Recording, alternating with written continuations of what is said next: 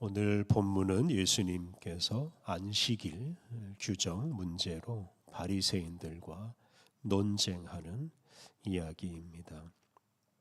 어제 묵상한 대로 당시 바리새인들은 여러 가지 어려운 율법 규정들을 만들어서 사람들을 힘들게 만들었습니다. 그렇게 사람을 힘들게 만드는 율법 규정 중에는 특히 안식일에 관한 규정이 많았습니다.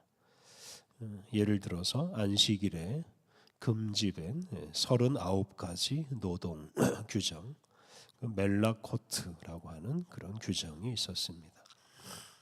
그 규정에 안식일에는 추수나 요리를 할 수 없다, 이런 규정도 있습니다. 또 안식일에는 1km 내외만 걸을 수 있고 2m 이상 짐을 옮길 수가 없다는 규정도 있습니다. 이런 여러 가지 규정 때문에 안식일에 사람들이 아무것도 하지 못하고 소극적으로 살 수밖에 없었습니다. 오늘 본문에서 예수님은 바로 이런 안식일 규정에 대해서 문제를 제기하십니다. 1절 말씀은 논쟁을 촉발시킨 사건입니다. 1절 그때에 예수께서 안식일에 밀밭 사이로 가실새 제자들이 시장하여 이삭을 잘라 먹으니. 예수님과 제자들이 안식일에 밀밭 사이로 갈 때 제자들이 배가 고파서 그 밀밭에 있는 이삭을 잘라 먹었습니다. 남의 밭에 있는 곡식 이삭을 함부로 잘라 먹는 것이 범죄로 보일 수 있습니다만 신명기 23장 25절을 보면 그렇게 해도 된다는 규정이 있습니다. 이웃의 곡식밭에 들어갈 때 손으로 이삭을 따서 먹어도 됩니다. 물론 낫이나 다른 기구를 사용해서 대량으로 이삭을 잘라가는 것은 도둑질입니다. 신명기 23장 25절 규정은 가난한 사람들을 위한 규정입니다. 굶주린 사람이 밀밭을 지나갈 때 얼마나 힘들겠습니까? 그런 굶주린 사람을 위해서 밭에 이삭을 조금 잘라 먹는 것을 허용한 것입니다. 예수님과 예수님의 제자들 역시 가난한 사람들이었기 때문에 제자들이 이삭을 잘라 먹은 것은 죄가 아닙니다. 근데 문제는 그 일을 안식일에 했다는 점이 문제입니다. 이에 바리새인들이 문제를 제기합니다.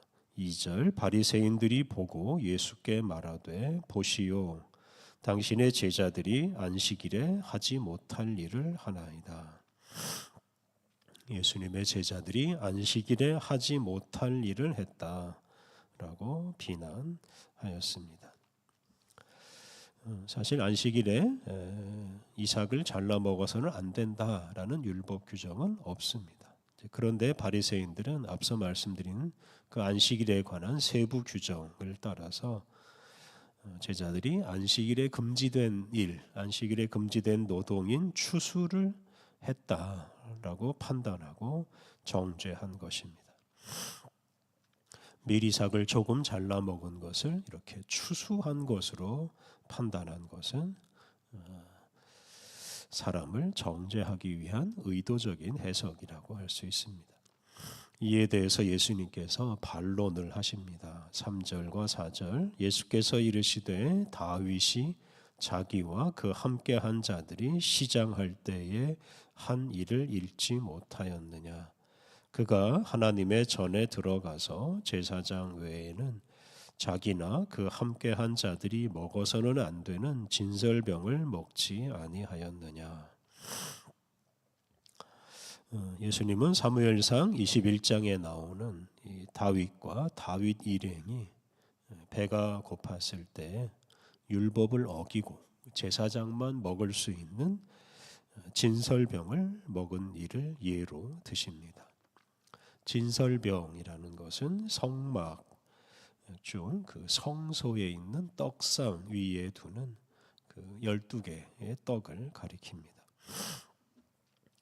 제사장은 그 진설병을 주기적으로 교체해야 했는데요. 그 교체할 당시에 그 진설병을 다윗 일행이 먹었습니다.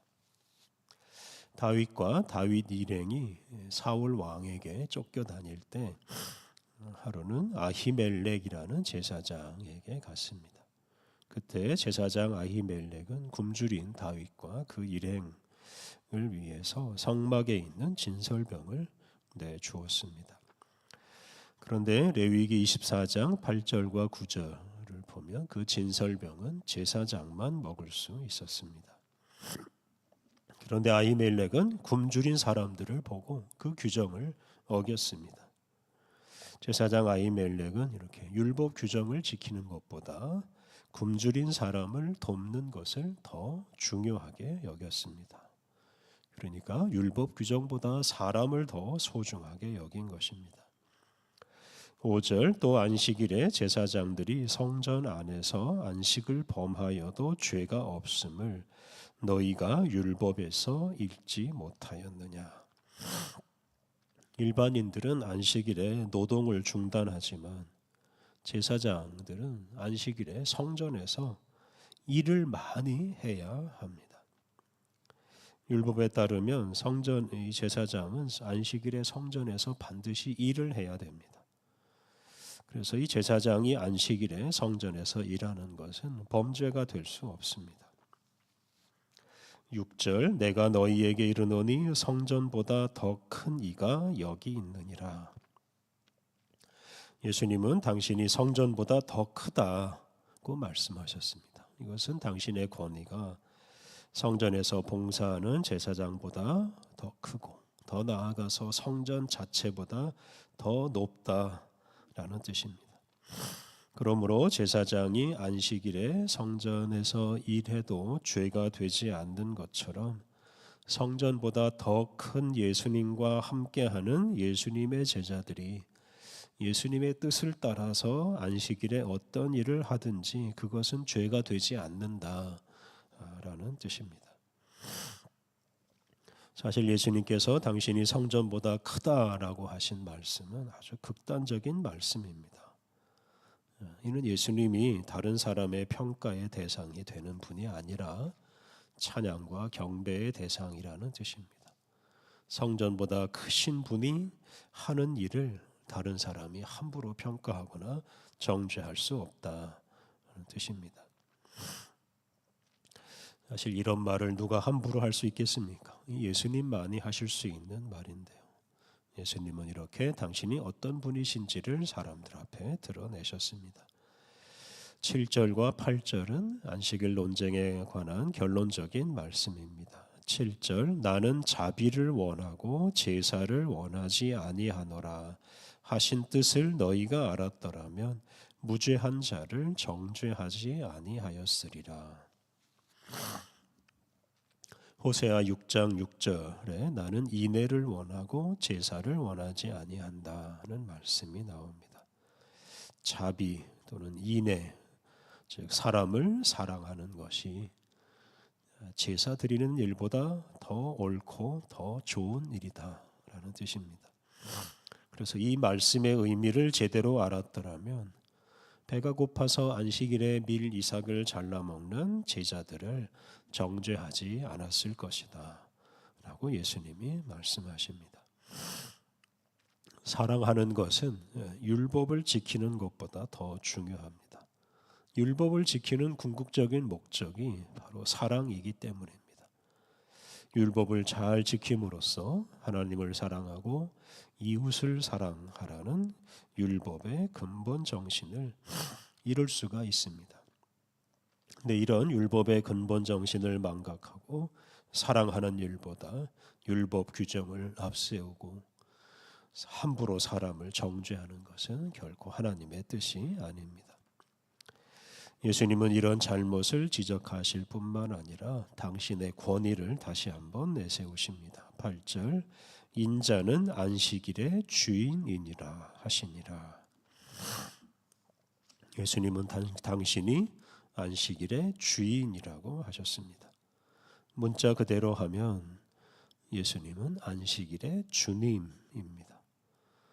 이 말은 예수님이 안식일을 제정한 분이다라는 뜻이고, 또 안식일 규정을 잘 지켰는지 지키지 않는지에 대한 최종 판결은 예수님만이 하실 수 있다라는 뜻입니다. 그러므로 그 바리새인들의 정죄나 판단에는 개의치 않겠다라고 당신의 뜻을 드러내셨습니다. 예수님은 안식일의 주인으로서 안식일에 당신이 하고자 하는 일을 하십니다. 굶주린 사람들을 배부르게 하고 병든 자를 고치고 죽은 사람을 살립니다. 안식일은 아무것도 하지 않는 날이 아니라 사람을 쉬게 하고 회복시키고 살리는 날이 되어야 합니다. 예수님은 그런 안식일을 만드시기 위해서 안식일에도 계속 일을 하십니다. 오늘 본문 뒤에 바로 그런 이야기가 나옵니다. 그리고 예수님은 그런 당신의 일을 방해하지 못하도록 당신이 안식일의 주인이다라고 단호하게 선언하셨습니다. 오늘 본문에서 예수님은 당신이 안식일의 주인이라고 선언하셨습니다. 예수님은 안식일이나 어떤 안식일 규정에 얽매여서 안식일 규정을 지키는 사람이 아니라 안식일의 주인으로 사셨습니다. 예수님은 안식일 규정에 얽매여 사는 사람들을 안식일 규정으로부터 해방시키셨습니다. 예수님은 율법보다 사람을 앞세우시고 안식일 규정을 지키는 것보다 사랑하는 일을 앞세우셨습니다. 안식일의 주인이신 예수님을 모시고 사는 우리들도 단지 어떤 규정을 지키는 사람이 되지 않아야 합니다. 율법 규정의 종이 되지 않아야 합니다. 우리도 예수님처럼 주인으로 살아가야 합니다. 사람들을 자유롭게 하는 사람이 되어야 합니다. 안식일의 주인이신 예수님과 함께 이렇게 자유로운 사람으로서 마음껏 일하고 예수님의 이름으로 다른 사람들을 자유롭게 하는 인생을 살아가야 하겠습니다. 우리 함께 기도하겠습니다. 우리에게 진정한 안식과 생명을 주시는 하나님, 우리가 어떤 제도나 규정에 얽매여 종노릇하지 않게 하옵소서. 모든 제도와 규정의 주인으로서 그것들을 사용하여 마음껏 주님의 뜻을 이루고 사람들을 억압에서 해방시키게 하옵소서. 하나님, 온 세상 모든 사람이 안식일의 주인이신 예수님 안에서 참된 안식과 자유를 누리게 하옵소서. 은혜로우신 하나님, 오늘 우리에게 새로운 날을 주시고 또 새로운 힘을 주시니 감사합니다. 우리를 살아가게 하시고 우리에게 주신 사명을 이루게 하시는 하나님, 우리를 통해 거룩한 하늘의 뜻이 오늘도 이 땅 위에 펼쳐지게 하여 주옵소서. 오늘 모든 일정을 주님께 의탁하오며 예수님의 이름으로 기도드립니다. 아멘.